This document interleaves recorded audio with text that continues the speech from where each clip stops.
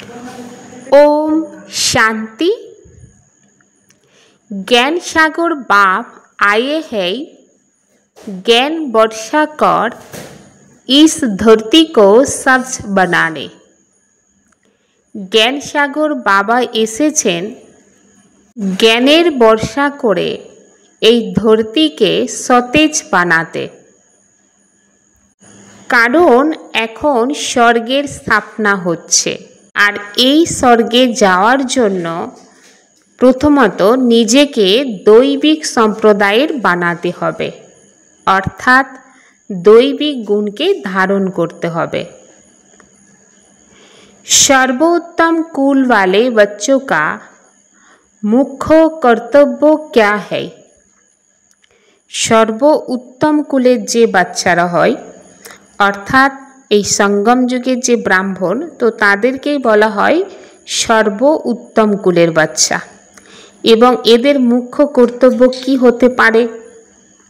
তো বাবা কি বলেন, সর্বদাই সবথেকে উঁচা মানে সবথেকে ওপরে আত্মিক সেবা করাটাই হচ্ছে এদের মুখ্য কর্তব্য।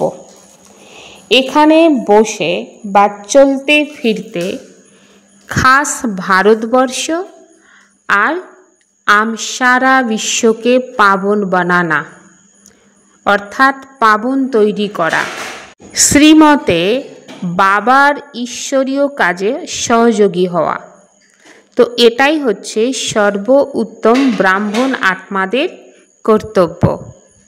रूहानी बाप रूहानी बच्चों को समझा रहे हैं, तो रूहानी बाप है ज्ञान का सागर। रूहानी अर्थात आत्मिक पिता आत्मारूपी বাচ্চাদেরকে বোঝাচ্ছেন।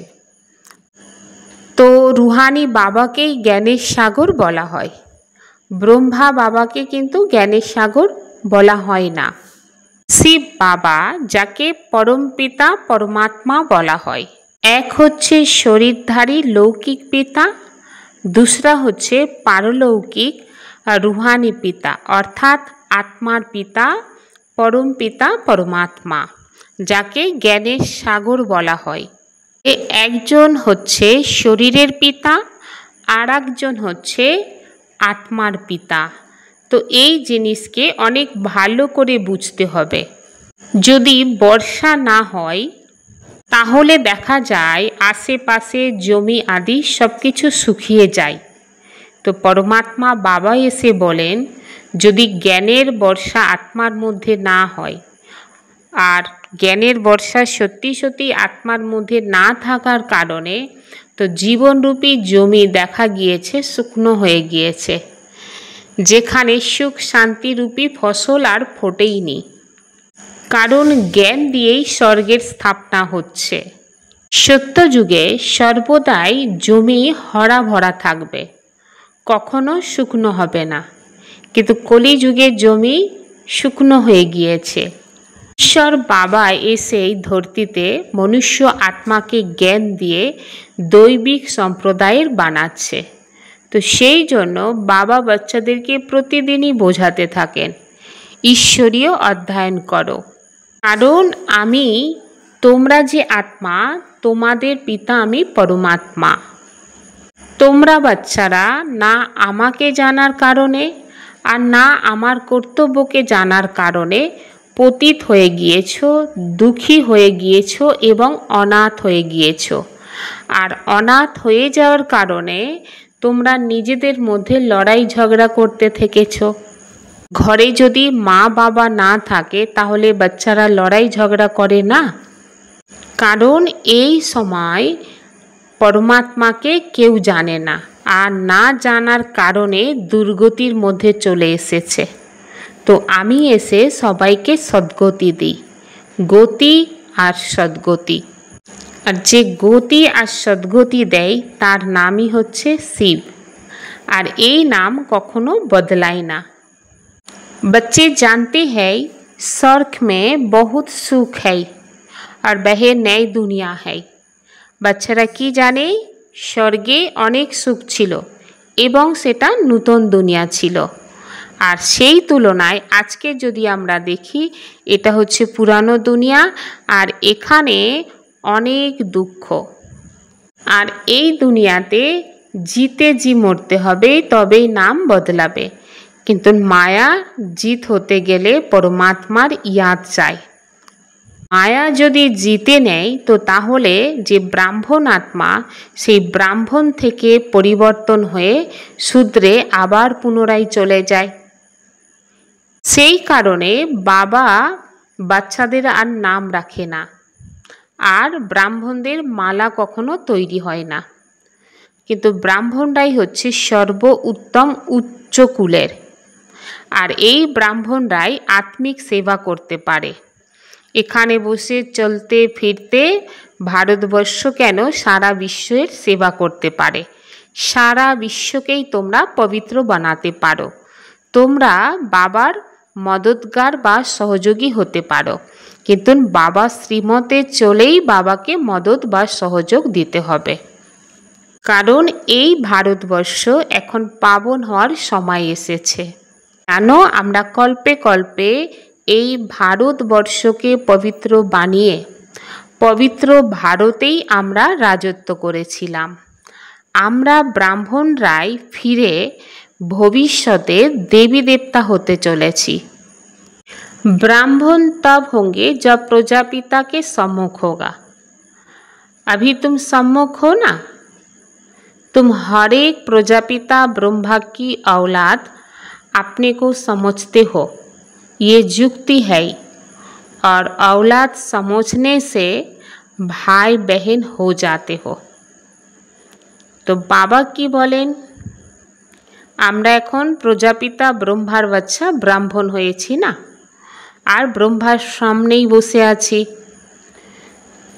নিজেদেরকে ব্রহ্মার সন্তান মনে করি, অনুভব করি। আমরা সবাই ভাই বোন, আর ভাই বোনের মধ্যে কখনো খারাপ দৃষ্টি যেতেই পারে না। এই কারণে বাবা কি বলেন, এখন পবিত্র দুনিয়া আসছে, স্বর্গ আসছে, আর সেই স্বর্গে যেতে গেলে নিজেদেরকে পবিত্র বানাতে হবে। কারণ ওখানে কোনো পতিত আত্মা যেতেই পারবে না, পা রাখতেই পারবে না। सत्ययुग में है दैविक गुणों वाले देवताएं, इस समय है आसुरी गुणों वाले मनुष्य। सत्ययुगे दैविक गुणवाला देवतारा থাকবে, এই সময় হচ্ছে আসুরি অবগুণওয়ালা মানব, আর এখানের মানবকেই দেবতা হতে হবে। তোমরা প্রত্যেকেই ভবিষ্যতে নির্বিকারী দৈবিক দুনিয়াতেই রাজত্ব করবে। তো ওখানে দৈবিক গুণ সম্পন্নই মানব হবে।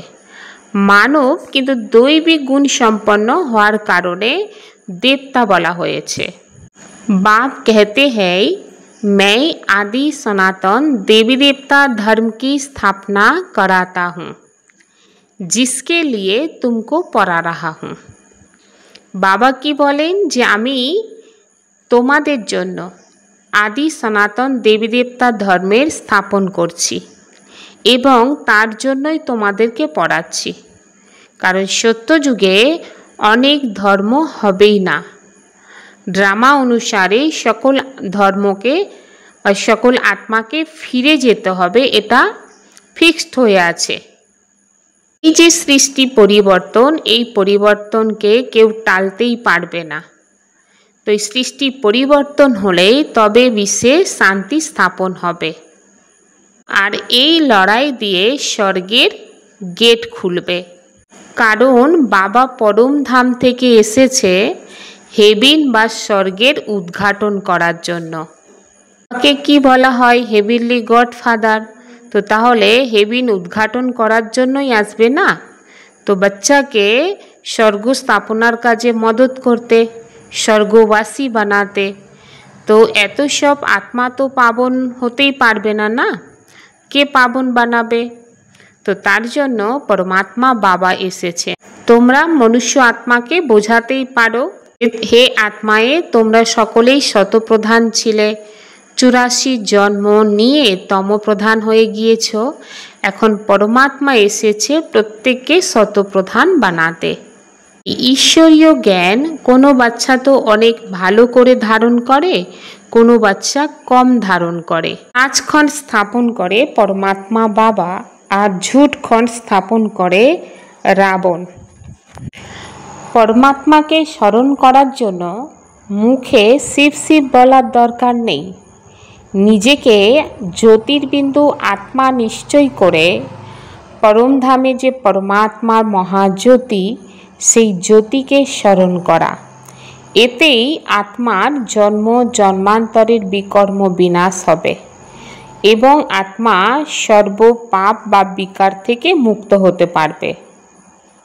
बाप कहते हैं बालक तो महान आत्मा मिसल होता है, उनमें कोई अवगुण नहीं है।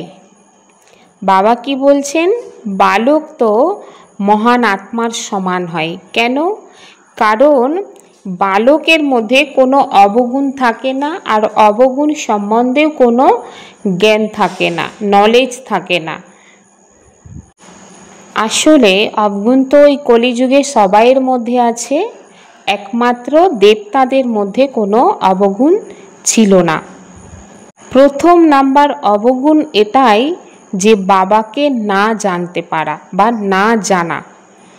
আর দুসরা অবগুণ হয় এটাই যে বিষয় সাগরে গোতা খেতে থাকে, অর্থাৎ ধাক্কা খায়। কারণ পরমাত্মা কি বলেন, বিষয় সাগর না বিষের সাগর।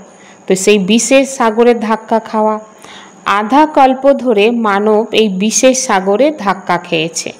এখন পরমাত্মা বাবা এসেছেন জ্ঞানের সাগরে নিয়ে গিয়ে তোমাদেরকে ক্ষীর সাগরে নিয়ে যাবে। তো তার জন্য বাবা প্রতিদিন বাচ্চাদেরকে শিক্ষা দিয়ে যাচ্ছে। তো ব্রহ্মার দুই ভ্রুকুটির মাঝখানে বসে। এই শরীরের ওপর কোনো ভরসা নেই।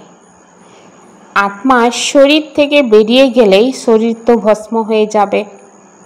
তো যতক্ষণ এই শরীরের মধ্যে আত্মা আছে, যদি আত্মা চায় এই শরীরের মাধ্যমে অনেক শ্রেষ্ঠ কর্ম বা পুণ্য কর্ম করে পুণ্যকে সঞ্চয় করতে পারবে। তো সেটা আত্মার ডিসিশনের ওপর নির্ভর করছে। তো আত্মাকে দেখা তো যায় না, কিন্তু এটা বোঝে অমুক আত্মার আজ শ্রাদ্ধ আছে, তো আত্মাকে ডাকতে থাকে। তো যে আত্মা ড্রামাতে পার্ট থাকে তো সে আত্মা চলে আসে। কোনো কোনো আত্মা আসে, আবার কোনো কোনো আত্মা আসে না। কোনো কোনো আত্মা এসে এটাই বলে যে হ্যাঁ আমি ভালো আছি বা সুখী আছি বা ভালো ঘরে আছি, কিন্তু এটা বলে না যে আমি এখন কোন জায়গায় কোন ঘরে গিয়ে জন্ম নিয়েছি। ভালো যারা জ্ঞানটাকে গ্রহণ করে সেই আত্মারা ভালো ঘরে গিয়ে জন্ম নেয়। এবার কম যদি জ্ঞান নিয়ে থাকে তো সেই রকম ঘরে গিয়ে জন্ম নেবে, বাকি সুখী তো থাকবে। তো বাবা বলেন রাজা রানী হওয়া আর দাস দাসী হওয়া তো দুটোর মধ্যে কিন্তু তফাৎ আছে।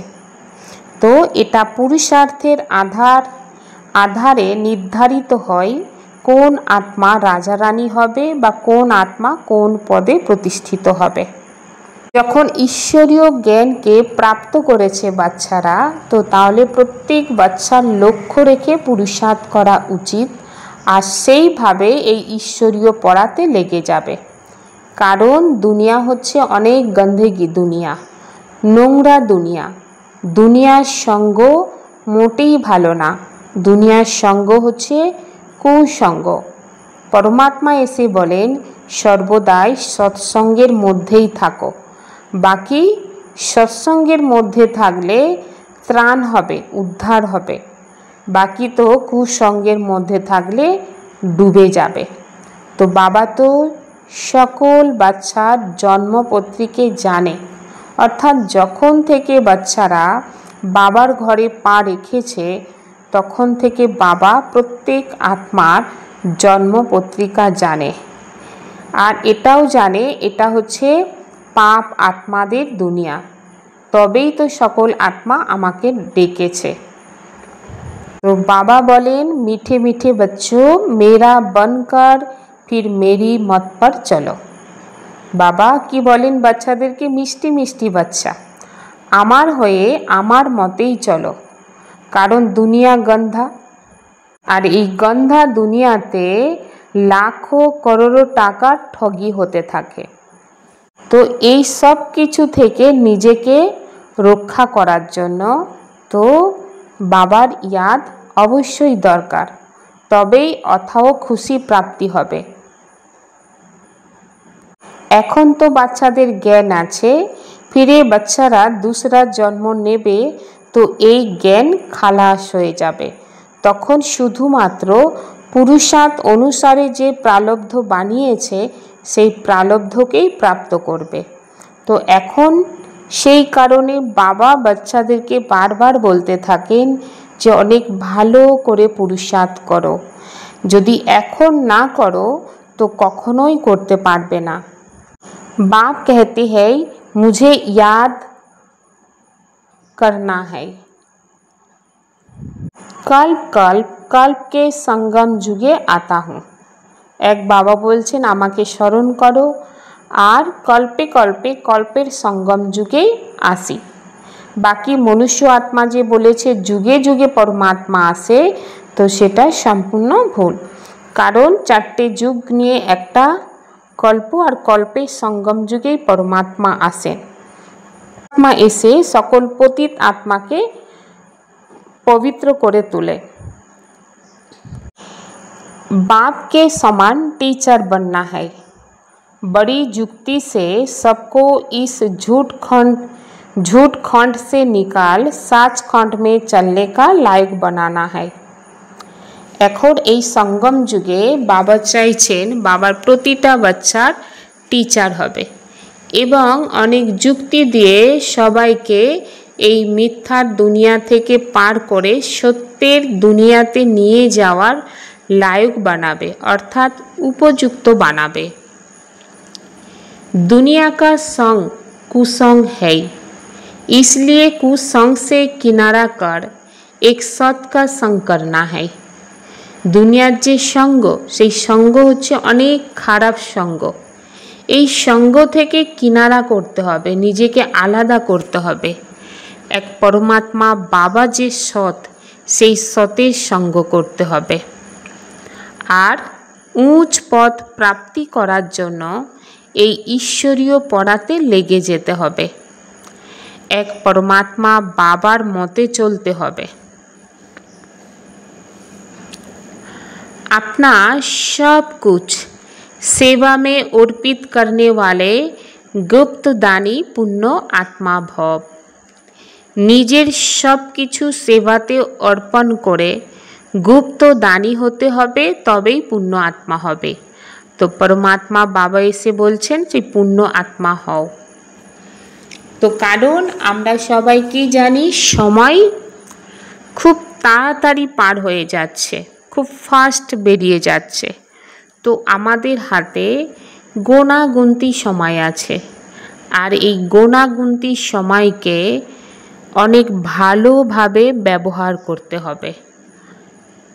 তো তার জন্য গুপ্তদানী আর পুণ্য আত্মা হতে হবে। जो भी सेवा करते हो उसे विश्व कल्याण के लिए अर्पित करते चलो। যা কিছুই সেবা করো না কেন সেটা বিশ্বের কল্যাণের জন্য অর্পিত করো, অর্থাৎ মন থেকে অর্পণ করে দাও, যেটা বিশ্ব কল্যাণের জন্য। जैसे भक्ति में जो गुप्त दानी पुण्य आत्माएं होती वो वही संकल्प करती है। भक्ति मार्गे जे आत्मा गुप्त दानी आत्मा एवं पुण्य आत्मा হয়, তো সেই আত্মার এই সংকল্পই চলে কি সকল আত্মার ভালো হোক। তো তার জন্যই এই সেবা। ঠিক এইভাবেই তোমাদের প্রতিটা সংকল্প সেবার প্রতি অর্পিত হবে।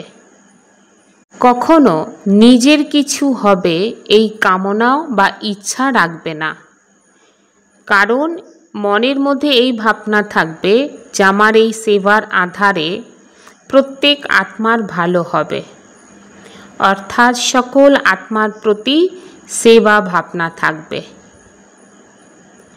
আর যে সেবা বিঘ্নরূপ হবে তো সেটাকে সত্যিকারের সেবা বলা হবে না। সেই জন্য নিজের আপনাপনকে ছেড়ে দিতে হবে, গুপ্ত রূপে আর সত্যিকারী সেবাধারী হয়ে বিশ্বের কল্যাণ করার सेवा करते হবে। हर बात प्रभु अर्पण कर दो तो आने वाली मुश्किलाते सहज अनुभव होगी।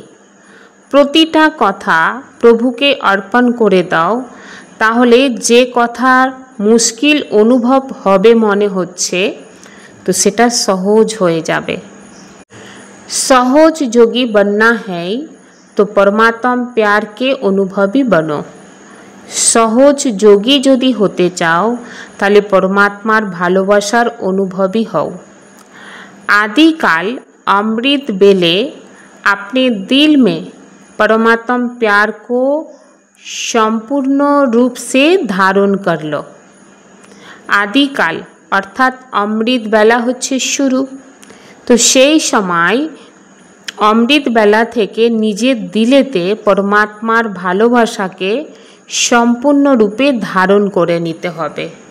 यदि दिलेते परमात्मार भालोबासा थाके ताहले परमात्मार शक्ति परमात्मार ज्ञान सम्पूर्ण हबे।